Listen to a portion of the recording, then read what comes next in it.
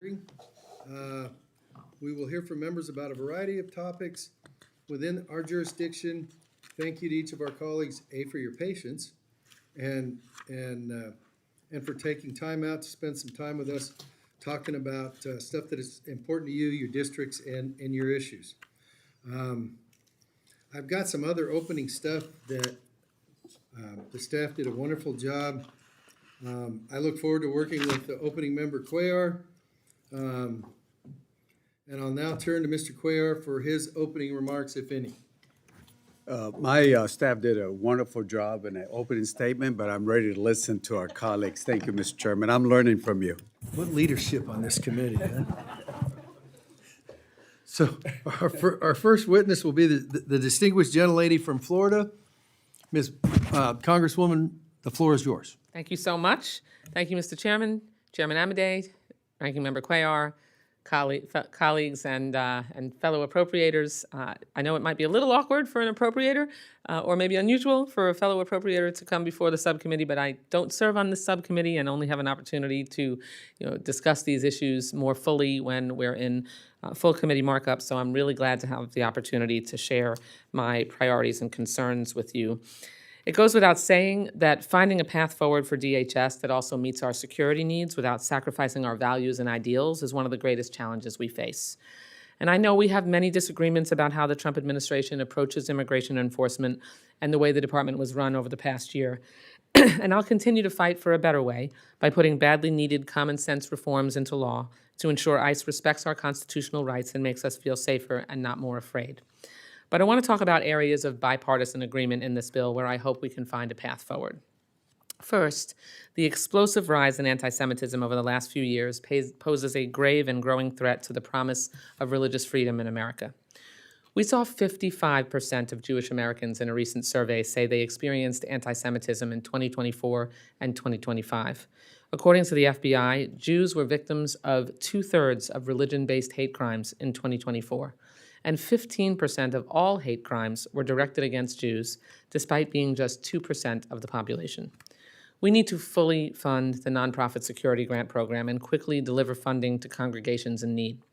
Just 2 weeks ago, a terrorist armed with explosives drove into one of the nation's largest synagogues, while more than 100 preschoolers were in the building.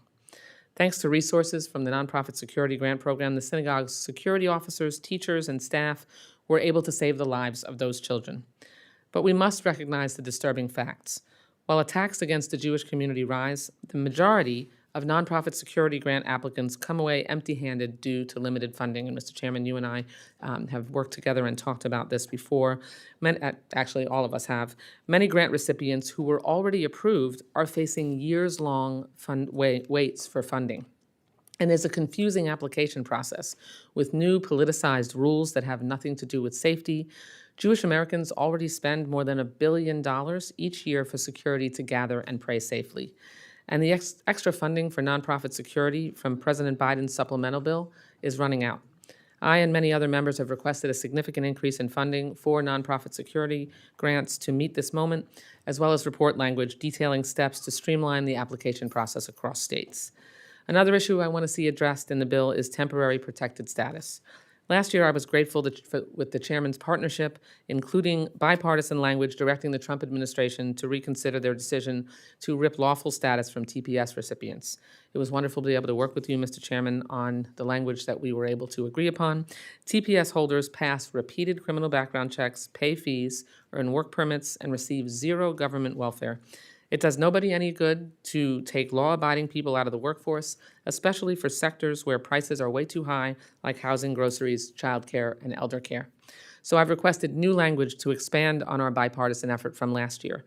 It would direct the Secretary to review the termination of TPS for Venezuelans and Haitians and require reporting or the potential economic and fiscal consequences of these decisions. Haiti is in complete collapse. Gangs control 90% of the capital. Millions are internally displaced, and a majority of the population is in emergency need of food and medicine. The U.S. is actively supporting a UN-backed peacekeeping force in Haiti. It's hard to argue that Haiti is dangerous enough to send in a multinational fighting force, but safe enough to send back your dad's Haitian home care provider or your retail store's Haitian employees. This is especially true for TPS holders, who are already vetted for any criminal history and earned work permits. Many have U.S. citizen children who would be separated from their parents or else sent into a failed state where kidnappings for ransom are a primary source of gang revenue. And all of this would harm our economy and our national debt. Between Venezuelans and Haitians, this would pull nearly 1 million people out of the workforce. Florida's economy would shrink by nearly $9 billion, and payroll tax revenue for Social Security and Medicare would drop by $7 billion per year. This would have disastrous fiscal impacts, not to mention the enormous financial and moral cost of deporting all these people back to chaos. And Mr. Chairman, we worked diligently in the midst of that committee markup and were able to reach an agreement on language, and I would love to talk to you about it as we get closer to the markup. And my final bipartisan priority is to protect our rights as members of Congress to conduct oversight at immigrant detention facilities. I proudly fought to get this provision originally enacted into law because no matter who's in charge of the executive branch, and it's important to underscore that, we have a responsibility to uphold human rights and treat people in federal custody with dignity. It's especially crucial now. Mr. Chairman, we were able to work together on that same type of language related to the Postal Service. We've had this language in place, I think, since 2017. The detained population has multiplied, yet more than 70% of those jailed have no criminal convictions, and more than 40 people have died in ICE custody over the last year. Medical neglect and abuse are rampant, and people are regularly denied access to their lawyers or families. Facilities like the Everglades Detention Center in Florida clearly fail to meet basic humane standards and attempt to evade oversight by shifting the responsibility and the cost to Floridians. I visited this internment facility and I saw it firsthand. I hope the chairman will conduct oversight there too. Maybe we could do it together. And I hope you will continue bipartisan support for no-notice member access to detention sites. I've appreciated the opportunity to present these concerns to you and look forward to working with you all, and I yield back. Thank you for your testimony. I look forward to collaborating with you on all of those issues. Does anybody on the committee have any questions for Ms. Wasserman Schultz about her presentation? Thank you, ma'am. Thank you for your patience. Thank you so much. Actually, Chairman, can I, just one thing? Thank you so much, Madam Ranking Member. I think in terms of congressional oversight, so happy that there is bipartisan support for this. I do think we also have to work to protect congressional staff. One of my staff members has been targeted, and it is important that we be allowed to do casework. And obviously, congressional staff are important in that process. So I hope that this committee can work together to ensure that congressional staff as well can get in to do casework in these facilities. Forgive me, the language that we have that we have had over the last number of years is inclusive of staff, but I can't recall whether it is that they had to be with the member when they are granted access, or if they have the ability in the language to get access by themselves. I think we're going to And need they to have do to have a day's notice. some refining to protect some of our staff so that they're able to actually conduct their casework, even within the bounds of this notice. Thank you. Thank you.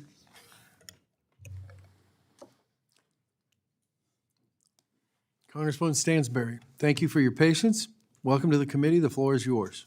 Thank you, Mr. Chairman, Ranking Member, and distinguished members of the committee. It's an honor to be in front of you today in the Homeland Security Subcommittee. And, you know, today marks the 40th day of the shutdown of the Department of Homeland Security, which I think we can all agree is a shutdown that should not have ever happened. Federal workers across the country, including thousands who serve our communities every day, remain unpaid. We have a Congress and a president that are failing to negotiate in good faith and failing to ensure that the Transportation Security Administration officers, FEMA personnel, and critical public servants who deserve to receive the paychecks they have earned get paid. And we are watching political brinkmanship put our national security, our disaster response, and our communities at risk. We are seeing the consequences unfold in real time. TSA officers are stretched to the brink, unable to afford to report to work. Emergency response systems are strained. The deployment of ICE agents to airports is a failure to govern. And in my home state of New Mexico, the Department of Homeland Security is a lifeline. The programs of DHS, particularly of FEMA, are essential to protecting lives, rebuilding communities, and ensuring that we can recover from disasters that are growing more frequent and severe every day. But at the same time, I want to be clear, especially in front of this committee, that I cannot support another penny of funding for ICE as it currently stands. The ongoing abuse, overreach, and harm inflicted on our communities demands accountability, reform, and a fundamental shift in how we are approaching immigration.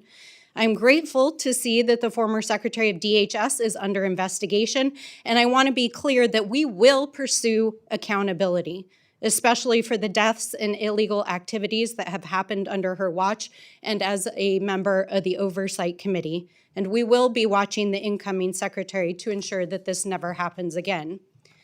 The reason I am here today is that my top priority for funding for DHS is for full and robust funding for all emergency and disaster relief programs. In particular, FEMA is vital in helping our communities repair and recover from disasters, especially through the Pre-Disaster Mitigation and Disaster Relief Fund. Last year, New Mexico and communities across the country witnessed record wildfires and floods that destroyed our towns and villages. This includes in Ruidoso and Lincoln County in my district, and Mora County in northern New Mexico in my colleague Congresswoman Ledger Fernandez's district. These communities have faced devastating fires followed by catastrophic flooding, which has displaced families, destroyed homes, and upended our local economies. This includes several tribal communities, including Mescalero Apache in southern New Mexico and several pueblos across our state, which have experienced severe storms and flooding over the last year. Emergency assistance to rebuild our critical infrastructure and protect these communities is vital, and that is why we are asking for robust funding for FEMA.